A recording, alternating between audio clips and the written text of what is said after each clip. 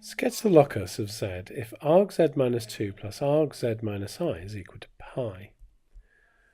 Now, just to think about this, if we have an argon diagram here, argz minus 2 would start from here and go off with an argument here.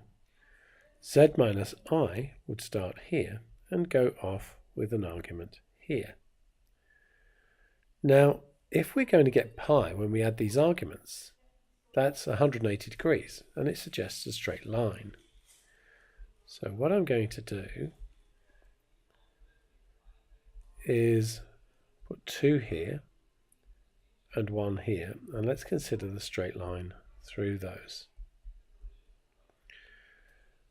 Now, let's suppose we say that this is theta. Should be clear that this is pi take away theta. And if we do this, this one is theta, and this is pi take away theta. Now let's look at the different sections of this line.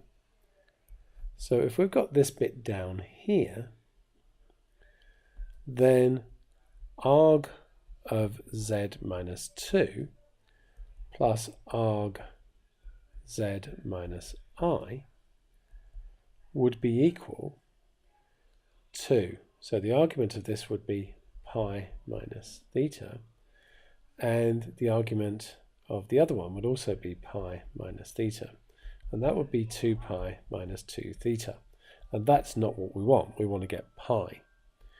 If we look at the bit up here, then arg of z minus 2 plus arg z minus I, so the arg of z minus 2 up there would be theta, as would the argument from here. So that's 2 theta, that's not what we want. So what we're going to do is consider the bit in between, and that's the bit that's going to work. So the locus that we want is actually this line between these two. So if we do that, then the arg of z minus 2 is theta. The arg from 1 here down this way is pi minus theta, and that gives us pi. So that is the bit we want, the bit in between.